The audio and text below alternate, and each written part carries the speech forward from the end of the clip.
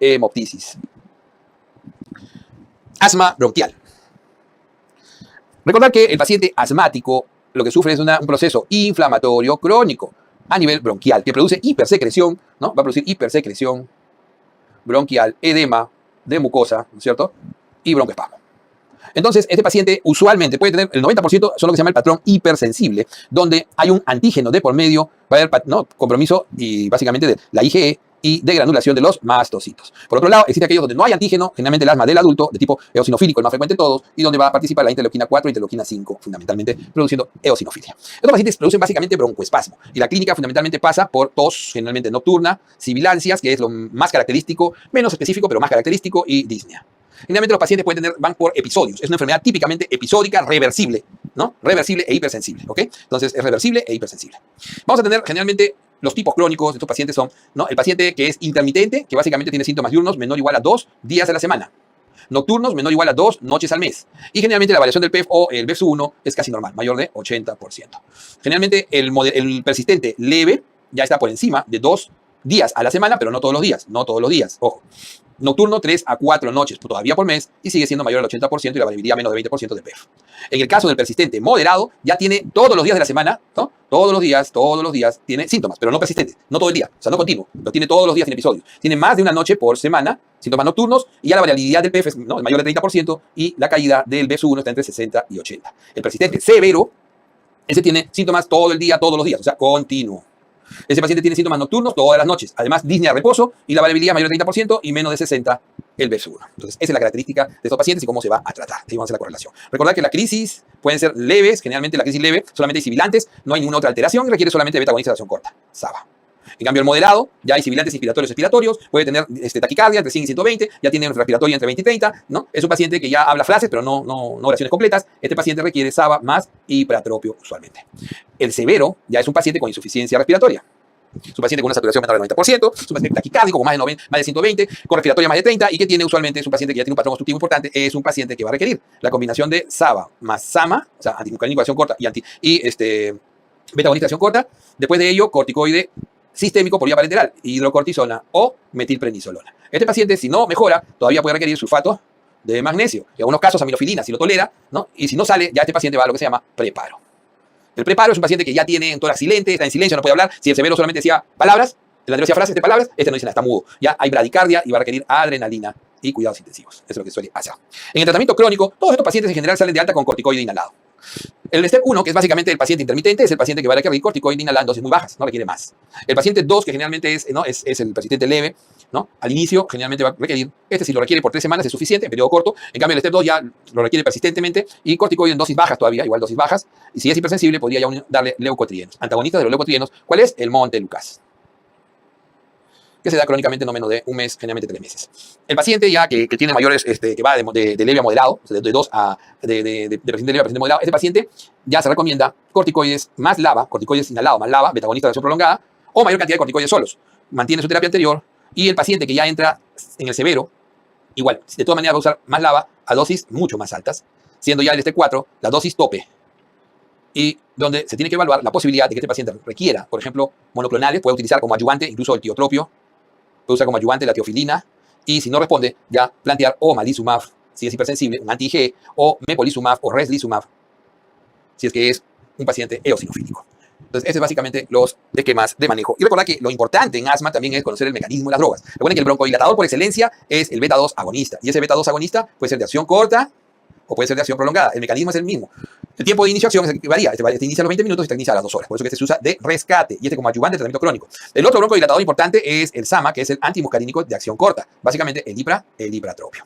¿Ok? Que generalmente ayuda al tratamiento anterior. Recordad que los LAMA, los antimuscarínicos de acción prolongada, se usan poco, excepto en la refractaria, en la casi refractaria. Recordad que el corticoide inhalado es la piedra angular del tratamiento preventivo y para evitar complicaciones. Y que se debe iniciar desde el principio, desde que el paciente hace su primera crisis, su primera clínica siempre. Hay que evitar, en la medida de lo posible, el uso de corticoides sistémicos. Veamos ahora EPOC. EPOC es una enfermedad muy poco preguntada, no sé por qué, a pesar de que es la segunda gran patología pulmonar en el mundo. EPOC, la enfermedad pulmonar obstructiva crónica, típicamente se ve en pacientes con tabaquismo, casi en un 95%, algunos pacientes con patrones obstructivos, básicamente que trabajan en industria de pintura, de químicos, ¿no? O sea, también ocupacional, y también se ve en el déficit de alfa-1 antitripsina.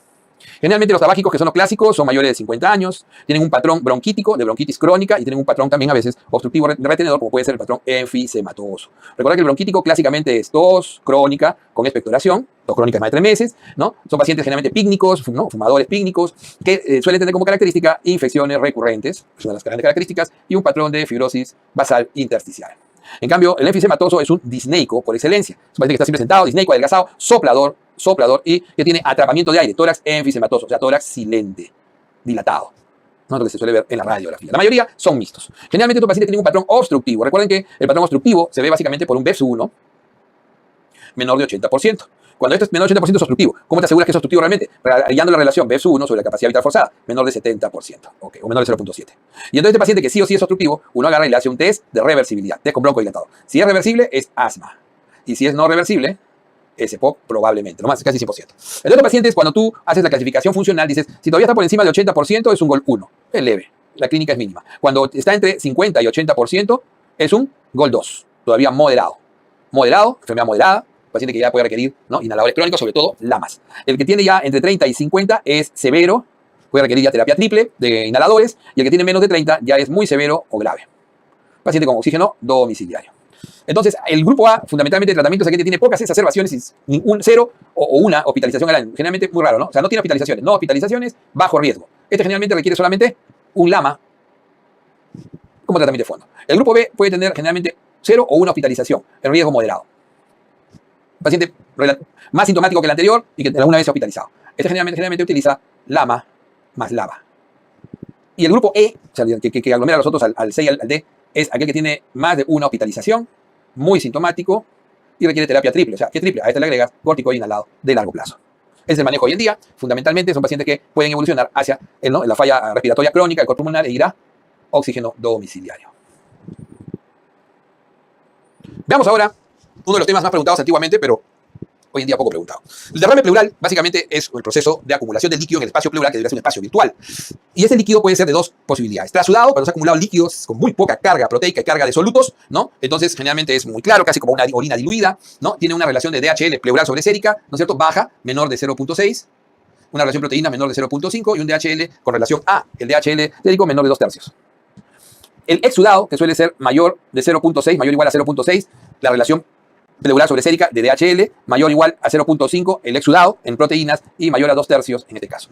Las causas más frecuentes de trasudado, digámoslo así, son la insuficiencia cardíaca, que dicho sea de paso es la más frecuente de todas, ¿no? Es la más frecuente de todas, sobre todo la insuficiencia ventricular izquierda, la cirrosis y el síndrome nefrótico. Esto como trasudados. Y como exudados, los más frecuentes son, de lejos, el más frecuente es el paraneumónico, es el parainfeccioso. El neoplásico, más frecuente en adultos mayores, tuberculoso en gente joven en nuestro país es muy frecuente. Recordar, ¿no es cierto?, que se requiere solo 50 mililitros para el diagnóstico de un derrame pleural. Que todos, excepto el ICC, no ICC, requieren la toracocentesis para el diagnóstico etiológico. ¿Ok? Y también la toracocentesis puede ser para el diagnóstico, para el tratamiento, para el manejo. Recordad que los trasudados per se se manejan con mayor facilidad, ¿ok? Y los exudados, como el paraneumónico, por ejemplo, el paraneumónico es aséptico, pero puede evolucionar y hacerse séptico y evolucionar un empiema. Suele ser aséptico, de predominio polimorfos nucleares y turbio. El neoplásico es más frecuente en adultos mayores. Suele ser hemático. Si este era turbio, este suele ser hemático, generalmente grandes volúmenes y requiere para su diagnóstico Papa Nicolau y Bloxel. Si no se logra, biopsia de pleura. Y si no se logra el diagnóstico, no, toracoscopía. Ok. El tuberculoso, ya lo hemos mencionado, ¿no? Es importante en el tuberculoso, ¿no?, sobre todo la prueba de ADA y el recuento de mononucleares. Definitivamente, los pacientes hemáticos, hay otras causas de exudados. Siempre recordar las colagenopatías, ¿no? Las colagenopatías, importante. El síndrome MACE, que es 70% exudado y 30% trasudado. Ojo que el embolismo pulmonar también es exudado, trasudado, puede ser cualquiera de los dos, y también es hemático para el diagnóstico diferencial del neoplásico. En el manejo, básicamente el neoplásico tiene un manejo específico, ¿no?, haciendo lo que se llama la pleurodesis, para pegar las pleuras. En el caso de tuberculoso sabemos que es el esquema 1. En el caso de paraneumónico sabemos que el manejo es básicamente el antibiótico de fondo. En el caso de los trasudados, pues la causa de fondo. Una de las causas de exudados, ¿no?, que son más específicas, son el empiema y el quilotórax. Son exudados. El empiema es la evolución de un paraneumónico.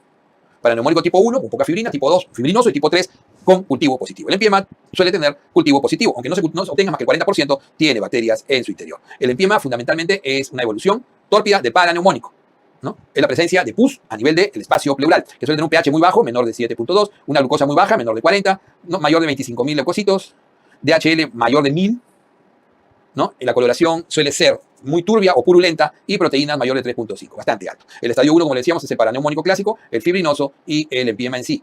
Hay un estadio que puede ser 4, que es el paquipleurítico. La evolución, generalmente el diagnóstico se hace por tóraco, aunque a veces es difícil, hay que colocar tubo. Siempre se recomienda colocar tubo de drenaje. Y la rotación antibiótica, teniendo en cuenta que puede haber anaerobios en su interior, se le suele agregar antianaeróbicos. Es en el caso del empiema.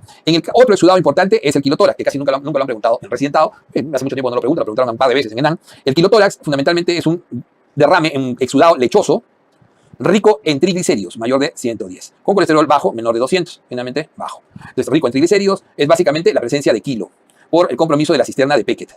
¿Ok? Entonces es característico. Entonces puede ser compromiso del conducto torácico, o sea, se abre, es como si se fistulizara hacia el espacio y por lo tanto hay un drenaje intenso. Las causas de este quilotórax más frecuentes tienen que ver con no quirúrgicos. Hoy en día se ven más en el mundo asociados a neoplasias de mediastino, sobre todo linfomas. Sin embargo, en nuestro medio se habla de una por decir altincidencia, ¿no? O sea, que se ha reportado más, porque es básicamente por el reporte de los quirúrgicos que son como complicación de cirugía torácica. O sea, estos lo llaman también por eso iatrogénicos.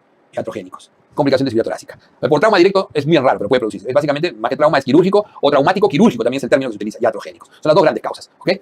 Definitivamente, ¿cuál es más frecuente? En nuestro medio probablemente, por los reportes, se habla del traumático quirúrgico más frecuente, en el mundo es el neoplásico. El manejo va básicamente por nutrición parenteral y la derivación, ¿no? Pleuroperitoneal.